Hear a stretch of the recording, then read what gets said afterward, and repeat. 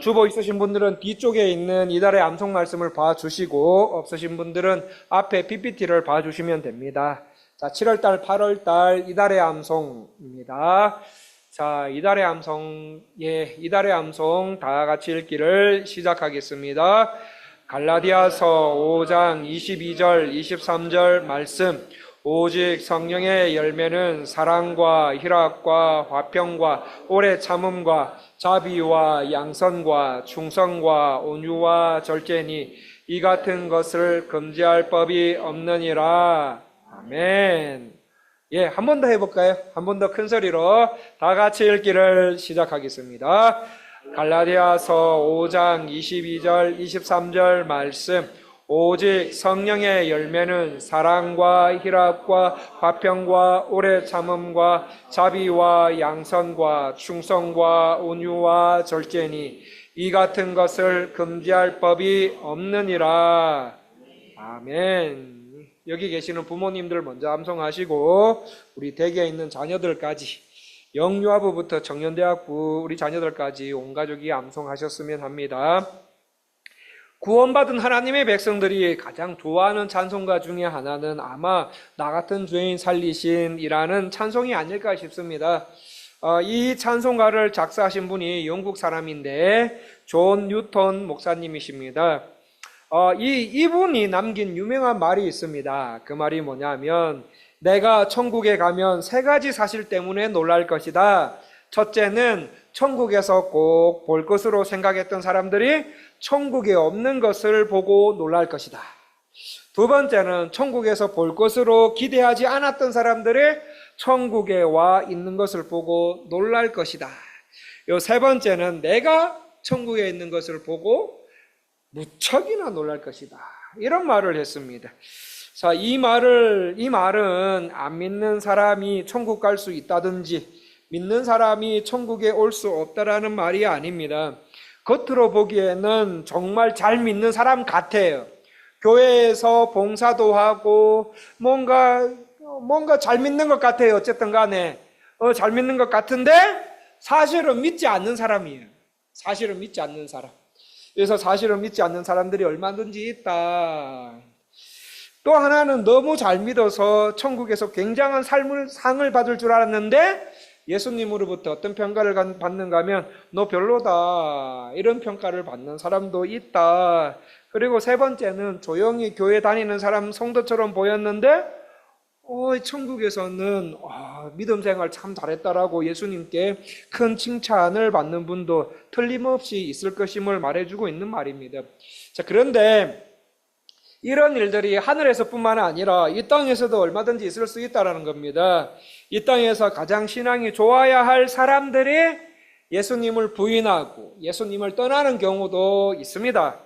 그런가 하면은 제가 신방하면서, 성도님들을 신방하면서 저분은 평소에 조용히 예배 드리시다가 이제 나가시는 이런 조용히 교회 다니시는 분이라 신앙에 대한 관심이 많지 않을 거다, 그렇게 많지 않을 거다라고 생각했던 분들이 신방해보면 이런저런 이야기 대화를 나누다 보면 진짜 이분 믿음의 기초가 튼튼하고 신앙생활도 굉장히 알차게 하고 계시는 모습을 보면서 제가 속으로 놀란 분들이 우리 교회 안에도 꽤 됩니다.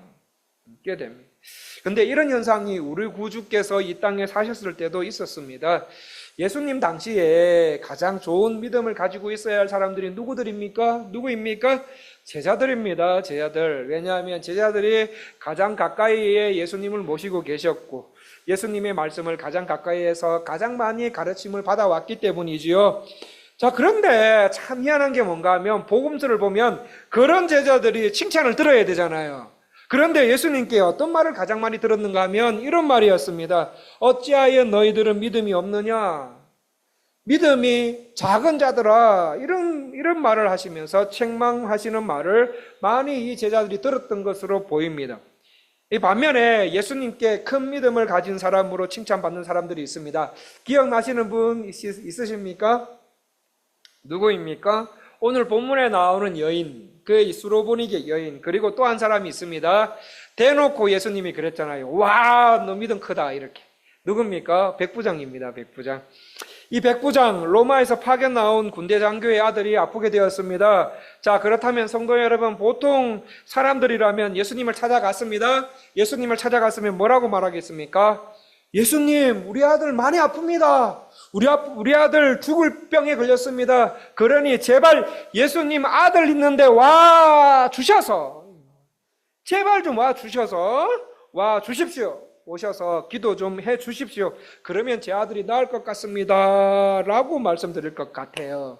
그런데 이 로마의 백부장이 어떻게 말합니까? 예수님 오실 필요도 없습니다. 예수님 오실 필요도 없고요. 지금 계시는 그곳에서, 그 자리에서, 이 땅에서 그냥 아들 낳았다라고 아들 낳았다, 네 아들 낳았다, 요 말만 한번 해주시면 됩니다.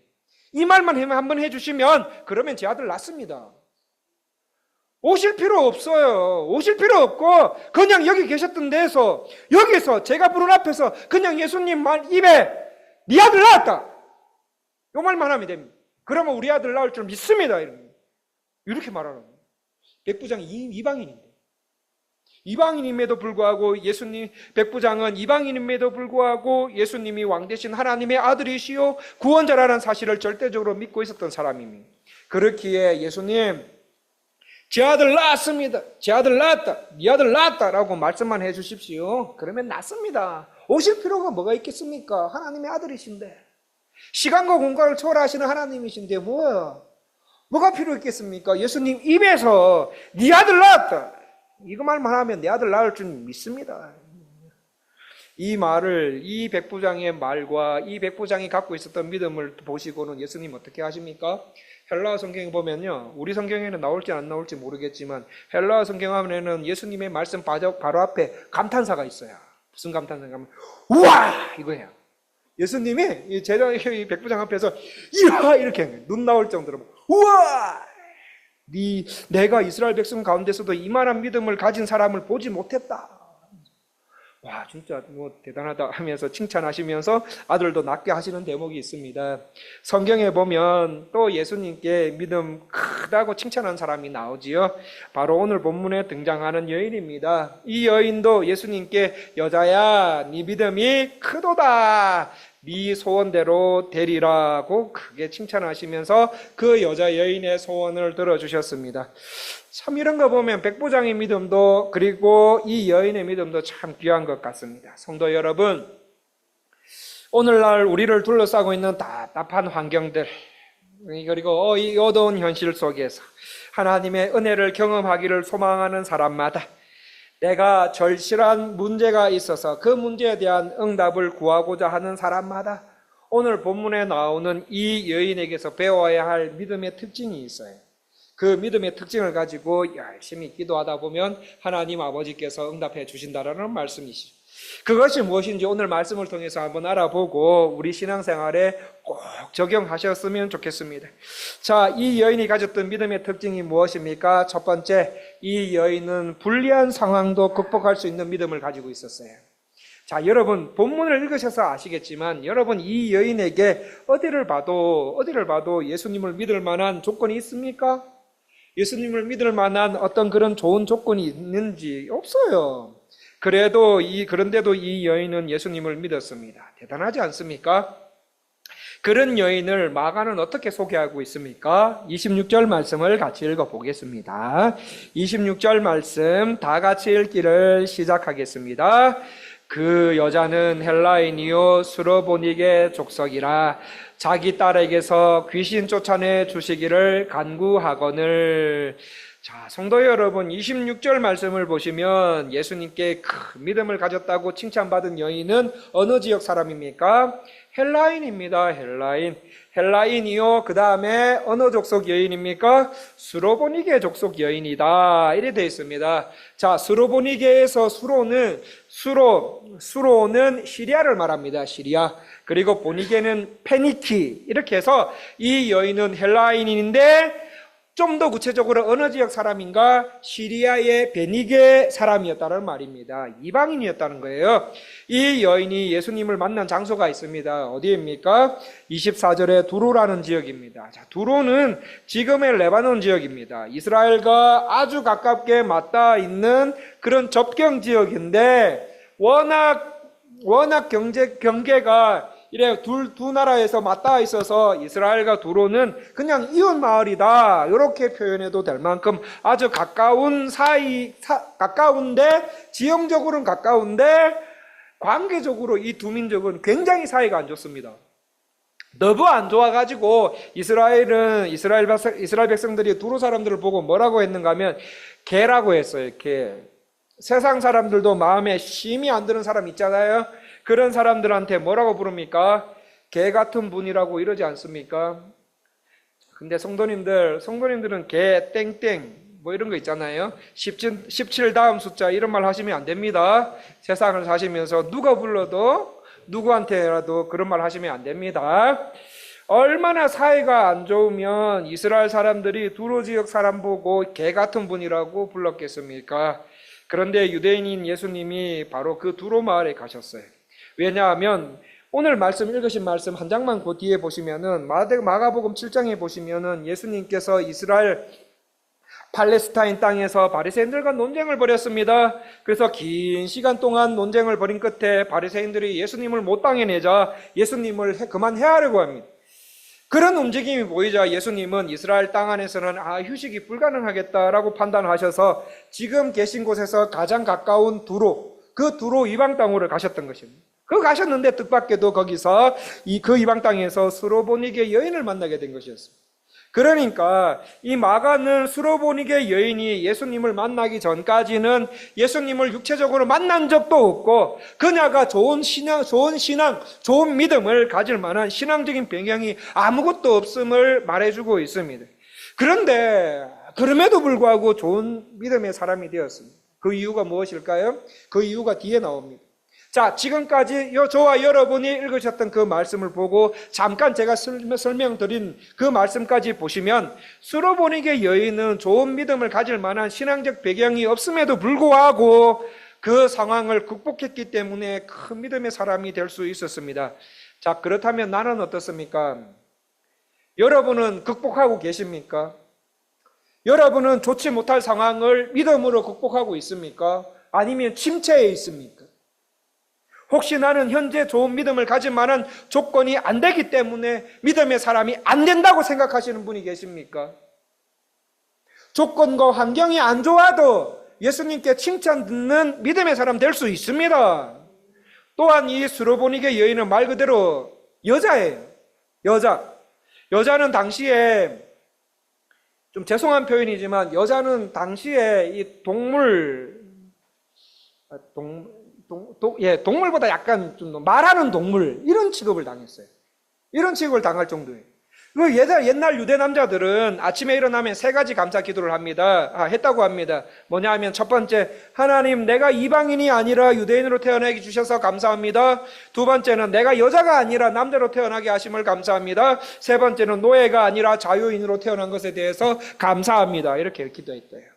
이 짤막한 감사의 기도 내용을 통해서도 얼마나 그 예수님 당시에 여성에 대한 인권이 저기 아래 있고 박탈당했고 천시당하고 있는 상황인지 알 수 있습니다. 하지만 예수님을 믿을 상황이 오지 않더라도, 아주 나쁜 상황이라도 예수님 못 믿습니까? 예수님 믿을 상황이 아니라서 예수님을 못 믿습니까? 제가 신방 전화를 하거나 어느 장소에서 오랫동안 교회를 못 나오시는 분들을 만나면 말합니다. 안녕하세요 하고 요즘 왜 교회를 안 나오세요? 라고 물어볼 때가 있습니다. 그러면 돌아오는 답변이 목사님, 요즘에 제가 교회 나갈 상황이 못 됩니다. 살다 보니 여러 가지 문제가 생겼는데 그게 너무 심각합니다. 이거 해결되면 교회 나가겠습니다 라고 말하면서 목사님, 올바르게 믿어야 되는데 그렇지 못해서 죄송해요 라고 대답하는 분들이 있습니다. 성도님들, 교회 못 나오실 만큼 상황이 좋지 못하면 상황을 여신 하나님께 더 나오셔야 되잖아요. 아닌가요? 내 삶을 둘러싸고 있는 열등한 조건, 그 나의 무력함, 내가 무력하기 때문에 전능하신 하나님을 더 찾아야 되지 않아요? 나의 무지를 알아요. 내가 많이 부족해요. 나의 무지를 알기 때문에 모든 것을 아시는 전지하신 하나님의 지혜를 더 구해야 되지 않습니까? 지금 예수님께 나아가지 못할 문제와 상황과 환경이라면 그럴수록 문제보다 크신 하나님은 세상보다 크신 하나님이에요. 세상보다 크신 하나님, 시간과 공간과 상황을 초월하신 하나님께 더 나아가셔야 되잖아요. 그래야 나에게 있는 불리한 조건, 그 조건 극복하지 않습니까? 불리한 상황일수록 이 여인처럼 25절에 예수님 앞에 나와 엎드린다면 그 엎드리는 과정을 통해 내 인생의 불리한 조건이 오히려 은혜의 통로가 되고 예수님과 함께하는 인생이 될 것 같은데 성도님들 생각은 어떠십니까? 이 스로보니게 여인은 그런 의미에서 불리한 조건을 극복하고 믿음을 선택한 사람이었고 불리한 상황을 극복하고 순수한 믿음을 만들어낸 사람이에요. 가진 사람이에요. 이것이 우리가 이 여인에게 배워야 할 믿음의 특징 아닐까요? 두 번째, 이 여인이 가진 믿음의 특징이 뭡니까? 두 번째는 예수님의 다소 냉소적인 듯한 그 거절을 극복한 믿음이었어요. 이게 무슨 말인가 하면은 이 스로보니게 여인은 예수님이 두로 지방에 오셨다는 소식을 알고 곧바로 그 소식을 듣자마자 곧바로 그 예수님을 찾아가서 예수님 앞에 엎드립니다. 엎드려서 자기 딸에게서 귀신을 쫓아내 주기를 간구합니다. 이 간구에 예수님은 어떻게 말합니까? 27절 말씀 같이 한번 읽어보겠습니다. 27절 말씀 다 같이 읽기를 시작하겠습니다. 예수께서 이르시되 자녀로 먼저 배불리 먹게 할지니 자녀의 떡을 취하여 개들에게 던짐이 마땅치 아니하니라 고 말씀하세요. 여러분, 이 말씀이 무슨 뜻입니까? 여인의 간구를 들어주시겠다는 말입니까? 거절하시겠다는 말입니까? 언뜻 보기에 우리가 듣기에 거절하신 것처럼 보입니다. 아니, 이런 거절도 없지요. 거절도 이런 거절이 아니라 그냥 거절이 아니라 아니야 안 갈래 이게 아니라 상당히 모욕을 주는 겁니다. 이 여인에게 상당한 모욕을 여인에게 안겨주면서 거절하신 것처럼 느껴집니다. 그런데 본문을 다시 한번 보시면은 예수님께서 이 여인에게 거절과 모욕을 주기 위한 것이 아니라 이 여인을 시험하시기 위해 말씀하신 것임을 알 수가 있습니다. 이 여인에게 내가 이 말을 했을 때 이 여인은 어떻게 반응할까? 내가 모욕이 담긴 이 거절의 말투를 만약에 이 여인에게 하면 이 여인은 어떻게 반응할까? 성질 내가 도망갈까? 성질 낼까? 있는 성질 없는 성질 다 성질을 내면서 그냥 돌아가 버릴까? 에이, 예수님 아니면 고쳐줄 사람 없나 하면서 그렇게 반응할까? 아니면 믿음으로 신앙으로 반응할 것인가? 예수님은 27절 말씀을 하심으로 저 여인이 얼마나 순수한 믿음인지를 확인해 보고 싶어 하셨던 것이었습니다. 성도 여러분, 성경을 보면 예수님뿐만 아니죠. 예수님뿐만 아니라 하나님께서도 자주 주의 백성들을 시험하셨습니다. 창세기 22장 1절 말씀에 보시면 그 일 후에 하나님이 아브라함을 시험하시려고 그를 부르시되 이렇게 나옵니다. 하나님은 아브라함을 시험하셨습니다. 근데 시험하셨는데도 잠깐 이렇게 시험하신 것이 아니라 어떤 경우에 아브라함 같은 경우에는 자손을 주신다고 약속을 하셨어요. 근데 하셨는데 무려 10년 동안 안 주시고 아무런 응답도 없었어요. 왜? 그 사이에 믿음으로 반응하는지 안 하는지 아브라함의 신앙을 시험해 보시기 위해서.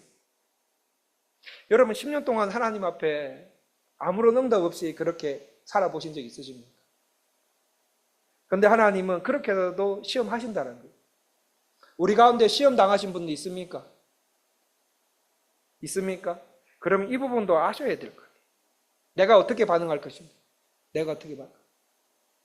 자, 그뿐 아니라 광야 같은 세상길을 어렵고 힘들게 그리고 겨우겨우 살아가고 있는 하나님의 백성들에게도 여지없이 그렇게 힘든 삶을 살고 있는데도 불구하고 여지없이 하나님은 시험을 해버리십니다. 신명기 8장에 보시면 내 하나님 여호와께서 이 40년 동안에 내가 광야의 길을 걷게 하신 것을 기억하라.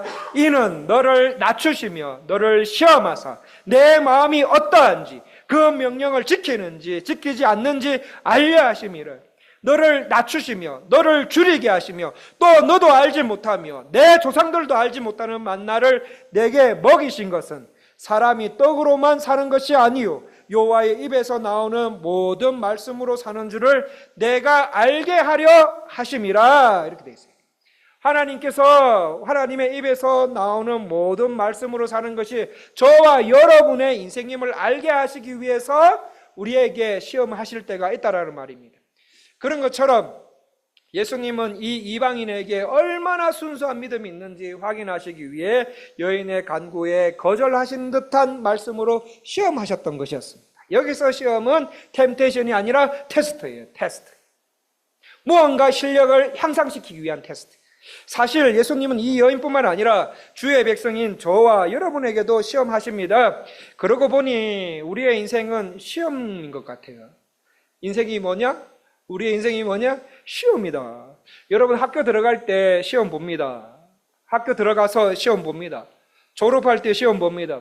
사회에 나와서는 더 다양한 종류의 시험과 테스트들이 있습니다. 이런 거 보면 인생 자체가 시험인 것 같아요. 그뿐 아니라 성도님들께서 살아가시는 모습을 하나님께서는 지켜보시고는 그 모습을 보시고 시험하신다는 거예요. 신앙의 성장과 성숙을 위해 시험하신다는 거예요. 여기 시험 드신 분 계십니까? 잘 해결하십시오. 하나님과 신앙의 성장과 성숙을 위해서 그렇게 해결하셔야 돼요. 그런데 어떤 시험은 성도님들께서 아무리 시험해도 아무런 응답도 아무런 행동도 안 하실 때가 있습니다. 오늘 예수님이 여인에게 하신 것처럼 말입니다. 우리 가운데 지금 하나님께 시험받고 계시는 분들 계실 것입니다. 그럴 때 주님 앞에 나와 주님 도와주세요 하면서 간절히 기도하실 때마다 잘 응답해 주시고 우리 마음도 잘 알아주시고 문제도 바로바로 기도하는 족족 바로바로 해결해 주시면 얼마나 좋습니까? 그런데 아무런 대답이 없을 때가 있다는 말이에요. 아무리 기도해도 응답이 없습니다. 답답해 죽겠습니다. 오히려 기도하면 할수록 하나님께서 내 기도를 거절하시는 것 같다라는 느낌이 더 받을 때가 있습니다. 그럴 때 여러분 기도를 포기하지 마시고 여러분 안에 있는 믿음을 사용하셔야 돼요. 여러분의 재성을 사용하는 것이 아니라 믿음을 사용하시라는 거예요. 믿음. 하나님께 다 계획이 있으신 줄 믿습니다. 저는 하나님을 믿습니다. 나의 과거를 아시고 현재와 미래를 아시는 하나님 아버지, 무엇이 내게 일어난 것 중에 무엇이 최선인 것을 아시는 하나님, 하나님을 사랑하는 자, 곧 그 뜻대로 부르심을 입은 자들에게는 모든 것이 협력하여 선을 이루시는 하나님, 제가 구하는 기도 제목들 하나님의 때에 하나님 방식으로 제게 가장 좋은 것으로 채워주실 줄 믿습니다 하면서 전능하신 하나님을 계속 믿고 구하셔야 됩니다. 그래서 우리 구주 이 땅에 계실 때 항상 기도해라, 낙심하지 말라, 항상 기도하고 낙심하지 말라고 하시면서 누가복음 18장에서 비유 한 가지 드시지 않습니까? 과부 한 사람이 억울한 일을 당했습니다. 억울할 일을 당해서 재판관을 찾아갔습니다. 재판관 찾아가서 호소합니다. 그런데 과부가 찾아간 재판관은 공평과 정의의 재판관이 아니라 하나님을 두려워하지 않고 사람을 무시하는 불의한 재판관입니다. 이 과부는 그 도시에서 자신의 원한을 풀어줄 사람은 이 재판관밖에 없음을 알고는 계속 갑니다.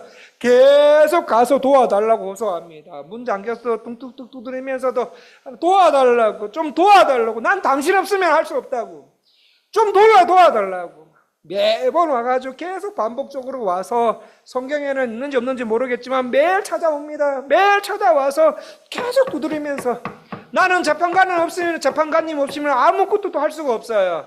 내 억울함 좀 풀어주세요 하면서 계속 와서 졸라댑니다. 그런데 이 재판관은 뭐라고 생각합니까? 뇌물도 안 갖다 주는데 내가 저 하찮은 과부의 말을 들어야 되나? 안 한다. 그런데 과부는 어떻게 합니까? 계속 옵니다. 계속 와서 이 재판관을 괴롭힙니다. 막 두들리면서 재판관님 저 좀 도와주세요. 저는 재판관님밖에 없습니다. 도와주세요. 이렇게 자꾸 괴롭히니까 이러다가 내 한평생 이 여인의 강청에 벗어나지 못하겠다 하면서 하도 귀찮게 해서 나중에 이 과부의 청을 들어주게 됩니다. 그런데 예수님께서 이 비유를 드시면서 어떻게 말씀하십니까? 불의한 재판장이 말한 것을 들어라. 하물며 하나님께 그 밤낮 부르짖는 택한 자들의 원한을 풀어주지 아니하겠느냐. 얘들아, 은혜장로교회 성도님들아, 너희들은 재판장은, 말씀에 나오는 재판장은 불의한 재판장이지만 우리 하나님은 좋으신 하나님, 전지전능하신 하나님이시고 모든 것을 아시는 하나님, 그 사건의 뿌리부터 처음부터 끝까지 다 보고 계시는 하나님. 나는 모르지만 모든 것을 다 아시는 하나님, 은혜로우신 하나님이 나를 재판하실 줄 믿어요. 은혜로우신 하나님, 그 하나님이 바로 나의 하나님이고 그분이 판결하실 줄 믿어요. 그분이 재판하신다. 그분이 나의 하나님의, 그 하나님이 나의 아버지이신데 그 아버지께 밤낮 부르짖는 자기 자녀들의 기도를 들어주시지 아니하겠느냐. 그러니 기도해서 내 기도 안 들어주시는 것 같다, 거부하시는 것 같다라는 마음 들 때 그런 마음 갖지 말고 계속 기도해라. 계속 기도하기 원하시는 아버지의 테스트인 줄 알고 너희들이 정말 하나님을 믿는다면, 저와 여러분이 정말 하나님을 믿는다면 그 하나님을 계속 믿으면서 기도하라고 말씀하고 계십니다. 성도님들께서 하시는 기도에 풍성한 응답을 받기 위해서는 하나님을 계속 믿는 믿음, 지속적인 하나님 앞에 앞으로의 지속적인 나아감, 끈기 있는 인내, 우직함의 신앙을 가지고 전능하신 하나님을 신뢰하며 기도를 계속 시도하시기를 하나님은 저와 여러분에게 요구하고 계십니다. 오늘 본문에 나오는 이 여인도 마찬가지입니다. 예수님께 사실 이 냉소적인 거절, 참 되게 모욕적인 것 같아요. 그런데 그 모욕적인 거절을 당하는 것 같지만 그 사실은 거절이 아니라 그 예수님의 그런 거절하는 듯한 그 말씀 뒤에 숨어있는 이 예수님의 의도를 파악하고 그 거절, 그 예수님 앞에 왔을 때 당하는 거절을 극복할 때 딸의 나음과 새로운 인생을 선물 받게 되는 거지. 여러분, 마지막 세 번째로 이 여인의 특징, 갖고 있는 이 여인의 믿음의 특징이 뭡니까? 마지막 세 번째로 주님의 은혜에 매달릴 수 있는 믿음이었어요. 여러분, 이 여인은 예수님께 딸의 나음을 간구했고 그리고 거절받은 같은 그런 말씀을 들었습니다. 자, 그러자 이 여인은 어떻게 또 예수님께 말합니까? 28절을 같이 한번 읽어보겠습니다. 28절 말씀 다 같이 읽기를 시작하겠습니다. 여자가 대답하여 이르되 주여 올소이다마는 상 아래 개들도 아이들이 먹던 부스러기를 먹나이다. 이 말씀을 읽고 난 후에 성도님들 읽으셨지만 어떤 생각이 드십니까? 야, 이 여인 자존심도 없나? 내가 그 말 들었으면 당장 예수님 앞에, 예수님만 고쳐요? 다른 데 갈게요. 다른 의사 부를 거예요. 그렇게 이야기를 할 것 같아요. 자존심이 없나? 이 여인 자존심도 없는가 봐. 이렇게 말할 것 같습니다. 성도 여러분, 맞습니다. 성도 여러분, 은혜 받으려면 자존심도 내려놓을 줄 알아야 돼요. 오늘 이 시대에 자존심 때문에 은혜 받지 못하는 사람들이 얼마나 많은지 몰라요. 은혜 받으면 사는데, 그지요? 우리는 은혜로 사는 사람들이고, 하나님의 은혜로 사는 사람들이고, 그 은혜 받으면 누구든지 사는데, 죽어 있는 영혼도 살리고, 죽어가는 사람도 살게 되는, 그렇게 살게 되는데, 은혜 받으면 사는데, 그런데 꼭 다른 일로는 자존심 다 포기하면서, 세상 일로는 자존심 다 포기하면서 살아도 예수님 앞에서는 자존심 내려놓지 못하는 분들이 되게 많습니다. 그러니까 은혜 못 받지. 그렇지 않고 이 여인처럼 예수님의 은혜에 꼭 매달리는 마음과 자세로 살면 살아나게 되어 있다라는 말씀입니다. 자, 그렇다면 이 이방 여인이 어떻게 주님의 은혜에 매달릴 줄 알았겠습니까? 자녀를 살리기 위한 엄마의 어떤 그런 끓는 듯한 모성애 때문입니까? 그것도 맞는 것 같아요. 그런데 본문은 그렇게 말하지 않습니다. 이 여인이 주님의 은혜에 매달릴 수 있는 이유가 뭐냐? 예수님에 대한 분명한 신뢰가 있었기 때문이에요. 여러분, 그것을 어디서 알 수 있는가 하면 28절 말씀입니다. 28절을 다시 한번 보시면 여자가 가로되 예수님 보고 뭐라고 부릅니까? 주여라고 되어 있어요. 주여, 헬라어 성경에 보면요, 퀴리오스 해가지고 주여 이게 아니라요, 나의 주님 이렇게 돼 있어요. 주님은 나의 주님이십니다. 언제 봤다고? 근데 이 여인은 이 예수님에게 나의 주여 이렇게 돼 있어요. 마가복음 전체에서 예수님 앞에 처음 나온 사람들 중에 예수님께 주여라고 부른 사람은 이 여인밖에 없어요. 즉 이 여인은 이방 여인임에도 불구하고 예수님 앞에 나오기 전에 이미 하나님께서 기뻐하시는 믿음을 가지고 있었다라는 말이에요. 왜냐하면 주여라는 이 말은 단순히 예수님을 병 고치는 선생님 정도로 인식한 것이 아니라 나의 메시아이십니다. 내 삶의 주인이십니다. 내 인생의 구원자이십니다. 내 인생을 구원하시고 새롭게 하시는 나의 구원자이심을 그녀의 마음속 깊이 그 깊은 자리에서 그게 자리 잡고 있었기 때문이에요. 그렇기 때문에 마태복음에서 이 여인은 어떻게 말합니까? 주 다윗의 자손이여 나를 불쌍히 여기소서라고 말할 수 있습니다. 이 여인은 예수님이 다윗의 자손이다. 예수님이 그리스도이시다. 예수님이 구원자이시다. 예수님이 하나님의 아들이시다. 예수님이 메시아이시다라는 정확한 믿음을 갖고 있었습니다. 여러분 어떻게 해서 예수님에 대해서 이 여인이 이렇게 정확하게 알고 올바른 믿음을 가질 수 있었겠습니까? 구약 성경을 알았기 때문이에요. 구약 성경을 알았기 때문에.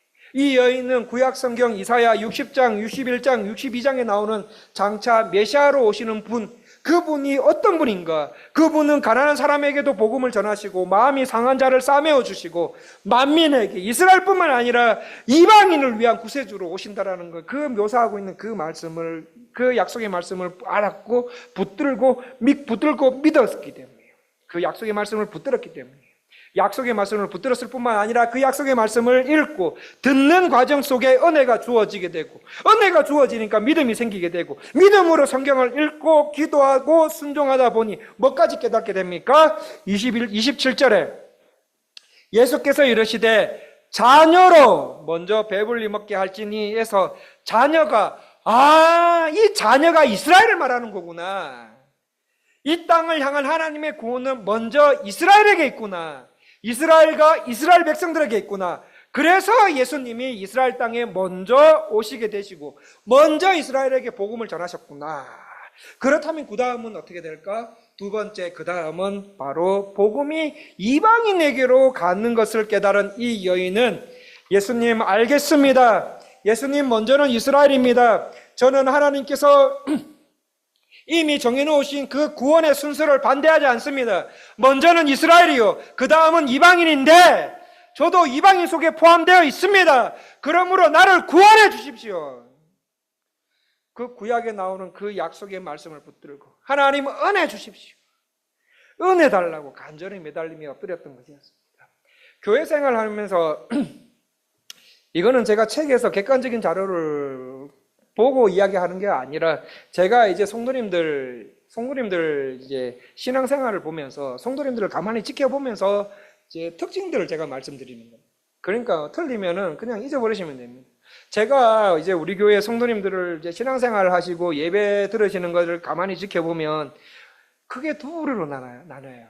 은혜 받지 못한 사람과 은혜 받는 사람으로 크게 두 부류로 나눌 수가 있겠더라고요. 그런데 은혜 받는 사람들이 이유가 있어요. 그게 뭐냐면 은혜 받는 사람들은 하나님의 말씀을 붙들고 있어요. 성경 66권을 정확무한 하나님의 말씀으로 믿고 하나님을 사랑하는 만큼 말씀도 사랑하고 있더라고요. 그래서 늘 성경을 가까이 합니다. 이렇게 은혜 받으시는 분들을 보면서 제가 깨닫게 돼요. 성경과 나와의 거리가 하나님과 나와의 거리에 비례하는구나. 성경을 가까이 하면 할수록 하나님과의 관계도 가깝게 되는 거고, 성경을 멀리하면 멀리할수록, 멀리하는 성도일수록 하나님과의 관계도 멀어지게 되는구나. 그런 상태에서 세상을 생활하게 되는 거구나. 은혜 받는 분들은 말씀이 내 모든 삶의 기준이 되려고 성령님과 노력하시더라고요. 이런 분들은 말씀에 대한 애정이 보입니다. 내게 일어난 모든 일들을 내 이성과 내 경험이 하는 것이 아니라 말씀으로 판단하려고 해요. 말씀으로. 그래서 은혜 받으신 분들 보면은 예배 때 눈이 막 초롱초롱해요. 그래서 말씀을 가까이 해야 되는 거구나. 은혜 받는 분들은 말씀을 너무 좋아하시고, 좋아하는 말씀을 붙드는 분들은 반드시 은혜를 받게 되더라고요. 그래서 로마서의 말씀이 진리구나. 자, 로마서의 말씀에 뭐라고 말씀하십니까? 믿음은 어디에서 난다고요? 들음에서 나고, 믿음은 들음에서 나고, 들음은 뭐에서요? 그리스도의 말씀으로 말미암는다. 이게 진리구나. 이게 진리구나. 수르보니게 여인은 하나님의 약속의 말씀을 붙들고 주 앞에 엎드립니다. 하나님 맞습니다. 먼저는 이스라엘에게 구원의 역사를 나타내신 건 맞습니다. 그렇게 이스라엘에게 먼저 구원의 역사를 나타내신 주님, 그 다음에는 이방인 저도 포함시켜 주십시오. 주여, 옳습니다. 상아래에서 개들도 아이들이 먹던 부스러기를 먹지 않습니까? 주님, 저에게 부스러기라도 주세요. 부스러기라도 주세요. 주님의 상 안에서 겸상하며 밥 안 먹어도 돼요. 나는 주님의 상에서 먹는 밥, 떨어뜨리는 거 먹는 개들 같아도 좋아요. 하나님 나에게 그런 구원을 베풀어 주세요. 하나님 나에게 그런 은혜를 주세요. 부스럽게도 좋으니 나에게 그렇게 떨어뜨려 주세요. 그럼 제가 맛있게 먹겠습니다. 나를 그 구원에 포함시켜 주세요. 부스러기라도 라고 진심으로 이 시간에 하나님 앞에 예배드리는 분들에게 주님은 말씀하십니다. 영접하는 자, 곧 그 이름을 믿는 자들에게는 하나님의 자녀가 되는 권세를 주셨느니라. 부스러기 은혜라도 나에게 주세요. 하나님, 예수님 나에게 주세요. 땅에 떨어지는 밥풀이라도 좋으니 그거 나에게 주세요.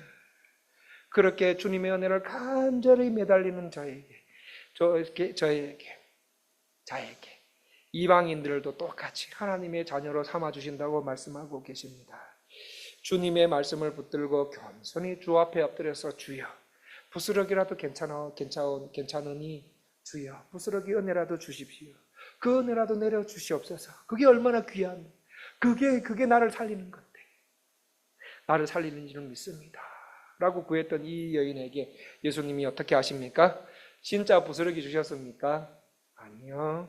우리 주님 얼마나 좋으신 분인데 부스러기 주시겠습니까? 부스러기가 아니라 커다란 은혜를 주셨어요. 이 여인의 딸이 고침을 받게 돼요.